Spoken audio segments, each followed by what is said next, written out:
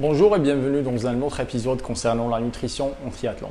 Dans les épisodes précédents, on a abordé la notion de l'apport énergétique, l'apport en protéines, l'apport en glucides et l'apport en eau, en détaillant les quantités et en expliquant les moments clés de la consommation de ces nutriments. Aujourd'hui, on va continuer de développer les nutriments qui peuvent être intéressants dans le cadre de cette discipline assez exigeante. L'apport en fer est de plus en plus important chez la population des sportifs, et sportives en particulier, chez les femmes et les athlètes d'endurance. Les besoins en fer peuvent être accrus pendant les périodes d'entraînement intensif.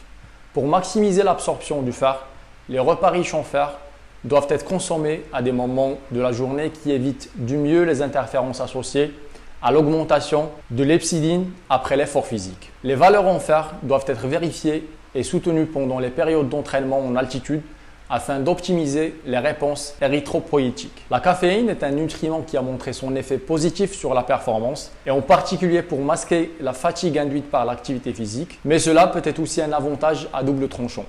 C'est pour ça que personnellement, je ne suggère pas la consommation de caféine ou de suppléments de caféine en état de fatigue car cela peut fausser les sensations et mener à une éventuelle blessure. N'oubliez pas que les stratégies de consommation de caféine le jour de la course doivent être pratiquées lors de l'entraînement afin d'identifier les protocoles efficaces.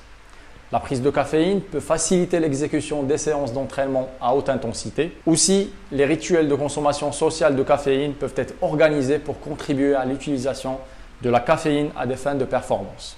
Une consommation de caféine implique aussi une organisation de manière à éviter les effets négatifs sur le sommeil et éviter une éventuelle consommation très tard ou en après-midi. Bien que les apports alimentaires recommandés pour la population générale soient souvent fournis sous forme de fourchettes et de pourcentages, les besoins spécifiques aux athlètes requièrent une plus grande attention en tenant en compte la variabilité imposée par leur exigence en matière d'effort physique et l'importance du moment de l'apport en nutriments par rapport à une séance d'exercice. Savoir quoi manger, en quelle quantité et au bon moment. Les glucides représentent un carburant essentiel pour le cerveau, le système nerveux central et les muscles et peuvent soutenir l'exercice sur une large gamme d'intensités observées lors d'un triathlon grâce à son utilisation par les voies anaérobie et oxydatives.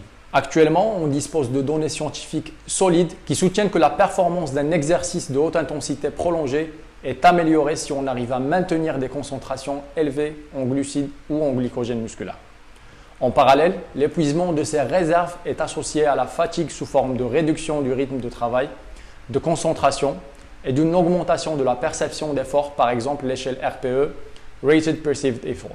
Les recommandations concernant l'apport quotidien en glucides ciblent les besoins variables en énergie afin d'effectuer les divers entraînements. Certaines recommandations d'apport en glucides tiennent en compte l'intensité et la durée de la séance et la masse corporelle de l'athlète. Il est aussi important de noter que de nombreux scénarios d'entraînement ne nécessitent pas de promouvoir la disponibilité en glycogène afin d'atteindre d'autres objectifs. Il est donc tout à fait envisageable, dans le cadre d'une préparation en triathlon, d'effectuer des séances d'entraînement avec une faible disponibilité en glucides.